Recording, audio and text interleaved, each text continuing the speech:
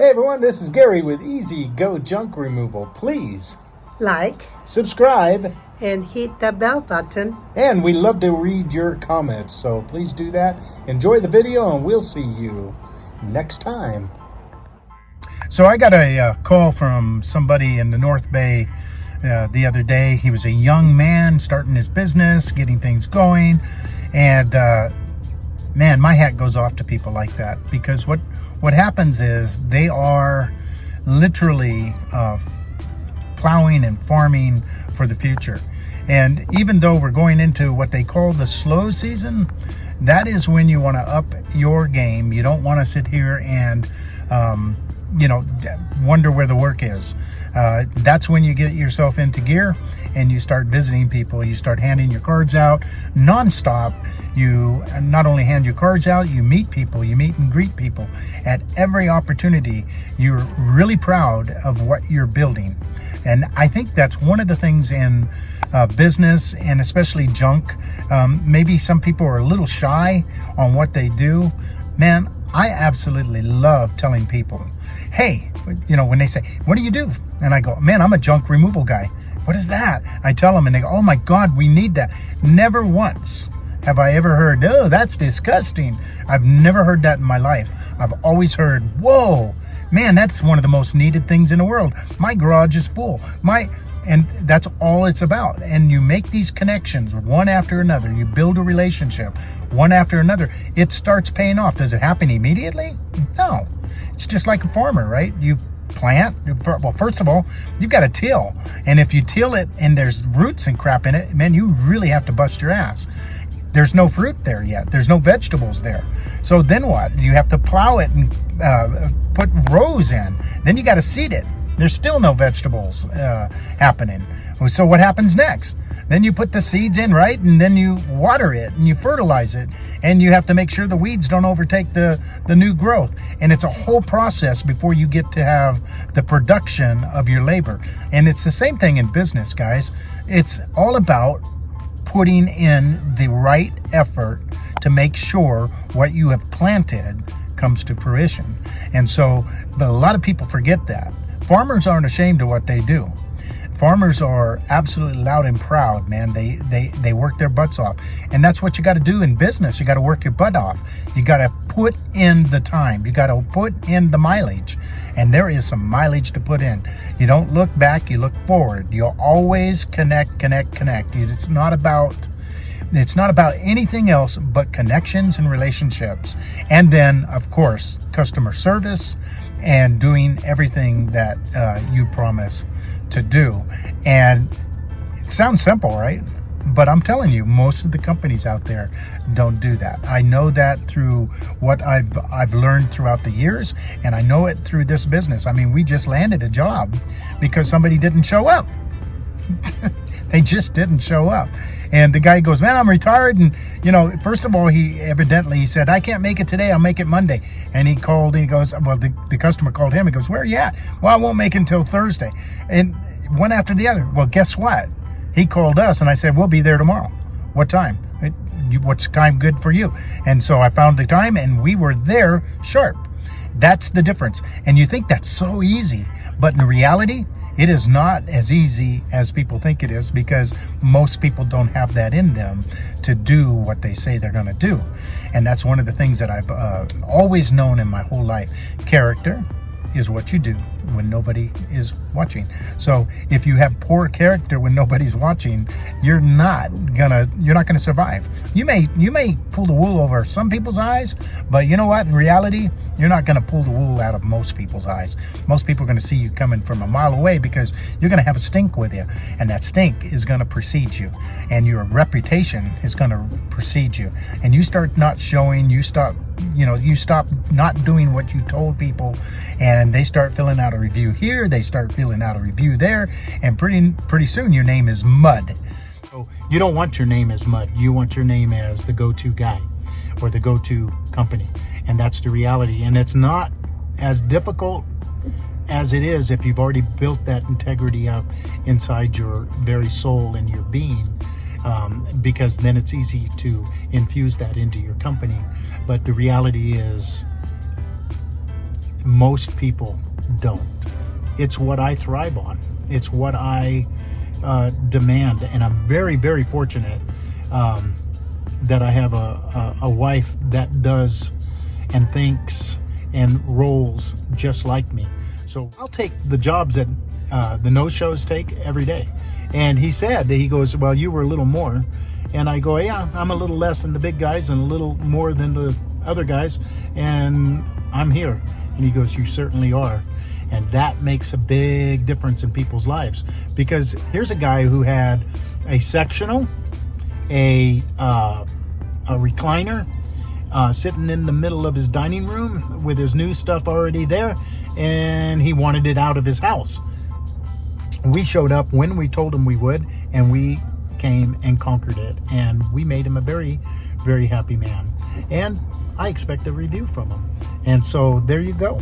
It's all about customer service. It's all about relationships. It's all about connections. That's what this channel is about. It's about making them, learning how to make them, and learning how to do business.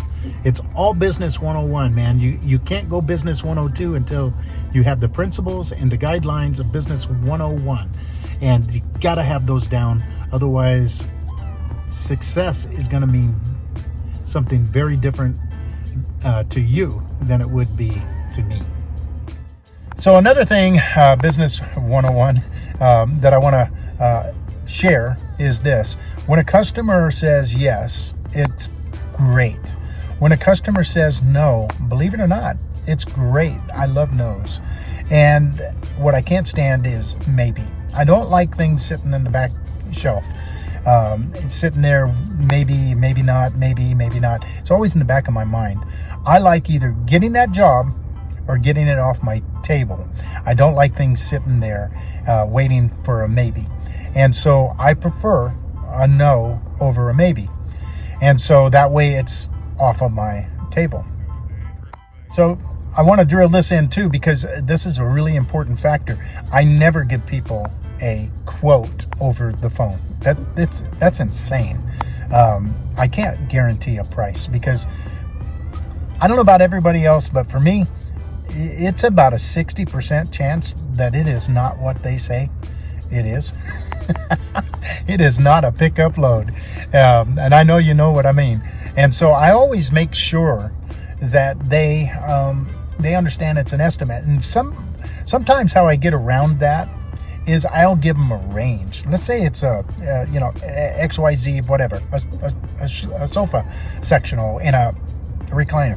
I may give them a range of, it's going to be about anywhere from $200 to $250. That gives me a little bit of room. And the reason that gives me a little bit of room, because sometimes they're downstairs, upstairs, they've got a long carry, and it just allows me to save face, number one, and number two, it allows me to make the customer happy, and excuse the bump, it allows the customer to stay happy and me to be within a range. I don't mind giving a range of what I've promised. And then if I give them a range, I stick to it, even though it may cost me. I've lost a couple of bucks. I've never lost my ass given a range. I've lost a couple of bucks here and there, 25, whatever. I don't lose sleep on that. I'd rather have a happy customer than 25 bucks. That's a fact of life right there. And so happy customers go a lot farther. Happy customers pass your name on. Happy customers give you referrals. Happy customers call you back. Unhappy customers are a stick in the side, man. They just they can come back to haunt you. They can come back and badmouth your name. They can tell others that you suck, and that's the last thing you want as a businessman. You want to leave a wonderful feeling with your customers. So what do you do when you've given them an estimate and you get there and the world is not what they said it was going to be? I rest on a fact of life. It's kind of like when you walk into a hoarder house, you don't have to tell them that they live in a hoarder house. They know. And so do your customers, as far as if they say, hey, it's just a truckload of, boxes, and you get there and it's, it's a 3/4 truckload of boxes, and that means broke down and everything else, right? So what happens when you get to a job and you've given them an estimate, you've given them a range, and it is not what was said, and it's completely different? That's the time to let everybody know that the terms of your service have changed, and they already know it. It's like a hoarder person, man. You don't have to tell them they live like a hoarder. They already know they're a hoarder. And it's the same thing with these jobs. So they already know that things aren't what they said they were. Even if they lied to you, they know that they're not what you said. I mean, you got pictures, you got, text or whatever it is, and they know. And so that's the time to be very, very clear. And you just turn around and say, hey, listen, this is not what was told. And so there's going to be an added charge. And I'd say 90% of the time, everything works out fine. I went to one job. It was a couch, and it was an old timer, smoking, just a nasty old crotchety guy. And I just had a feeling that something wasn't right. And so I go in there and I kind of move stuff around for him to get to the couch. And I looked at him and I said, this is going to be X amount of dollars, right? And he goes, what? X amount of dollars? I ain't paying that. And I go, then I'm not moving it. I'm not hauling it away. And he goes, that's a robbery or whatever. And at that point, I don't care. I am not doing something free, especially for a lying person. And I mean, I'm all about helping people, man, but I don't do that. And so I'm a businessman, right? And so I literally just walked away. I didn't even waste my time. I told Joe, hey, we're out of here. You don't want to pay. That's exactly how I said it in front of him. I said, we are gone. The man does not want to pay us to haul it. And she said, okay, it's great to be on the same page as your business partner. I can tell you that. And so we left that alone. And that rarely ever happens, because I'm getting better and better on these skanky type of people that think we do things free. And he goes, it's a good couch. And it smelled like smoke. It looked like it had every type of thing spilled on it. And I'm looking at him, I go, there's no way in your mind that you know that. The point is that's the time to make everything clear that, okay, this is different and this is the new price. And so we take care of business first. Business 101 is absolutely imperative, guys. So I absolutely love this business. There's so many things about it that are just absolutely kicking. I love the fact that I get to do customer service. It's in me to do. I like to make people's days better. I like to make their lives better. And so it's a perfect match for my philosophy in life. I come into a situation that isn't the best for the customer and I make it better. And we actually love that part of it. We love connecting with people. I actually like the side hustles that come with this business. The garage sales, you got to watch the garage sales videos, because they net an incredible amount of money. I think we're on number 8 and next one will be 9. And they average anywhere from $1,000 up. And so you're talking an amazing side hustle. That does not count having the side hustle of Facebook Marketplace. I don't have to use Craigslist. I can, and if you like to use Craigslist, more power to you. But Marketplace has been a really powerful tool in getting rid of beds, dressers, tables and chairs, things like that. A little bigger ticket items. I've got rid of many weightlifting stuff, including my personal stuff. I got rid of that because I bought a new gym. Wait till you see that. And it wound up being a heck of a deal after I sold my stuff. But the whole point here is that the marketplace is amazing tool to make extra money. So if you don't have a side gig or a side hustle, you know what? You should have, because the junk business offers such an opportunity. Let's say you're not in a place to do garage sales. Okay, you live in an apartment or whatever it is. You're in an urban setting that is just not conducive. You're off a busy road. I don't care. Something that we vacillate back and forth, because we have room now, but we're talking about maybe renting a storage. And so for the garage sale and for big ticket items. So it would work with both of them. But the thing is especially big ticket items, right? You can sit there and sell these things and just meet people at the storage place, and they can open up. And I think it was Thurston, one of my interviews that I did, Junk Stars, he does that. He has a storage unit and he calls it his store. I loved it because what a great idea, right? And so everything that you can repurpose, for 100, I don't know, anywhere from $100 to $200 a month, which would pay easily with the amount of money that we make off of our garage sales and side hustles. It wouldn't even be 10%. It wouldn't even be 5% of what we make. And so we're just, it's all about the side hustle, guys. So if you're not doing a side hustle, there's no reason not to. You're throwing away money. And if maybe you're just that big, and I'm not that big. I don't know when I'll be that big to where I look at something and I go, yeah, the value isn't enough for me to put the effort into it. Right now, I'm not there, and I'm a hustler anyway, and so I'm constantly working at making more out of nothing, and that's the whole gambit. All right, guys, here's a business tip for you. This will save you a lot of headaches. This is Gimplers.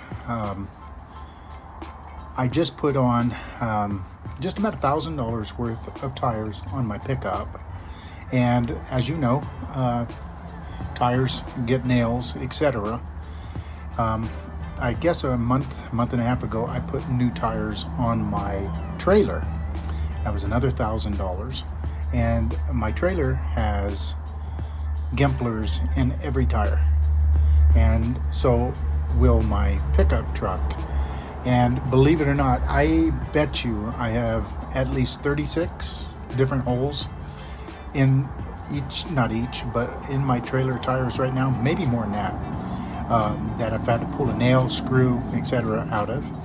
And it just seals it. And it seals, this stuff it has Kevlar in it, and it will seal up to a ½ inch of a hole.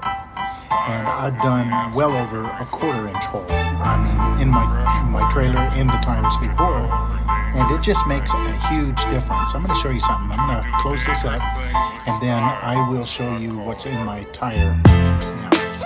Now, as you can see, I have that in there, and I've got to pull that. But as you also can see, my tire is full. I also have, I don't know if you can see this. This is a big, nasty thing right here. I've got to pull that. The reality here is the Gimplers have saved me God knows how many hours. There's another little nail there. And my point in all of this is a time saver, and it's not that bad expensive wise. I'll get back to that in a second. So the reality is this. I'll bet you it's over 40. Every time you go to the dang dump, you get a nail, a screw, something in your tire. And I've never been down. To be honest with you, I've never been down. This stuff works.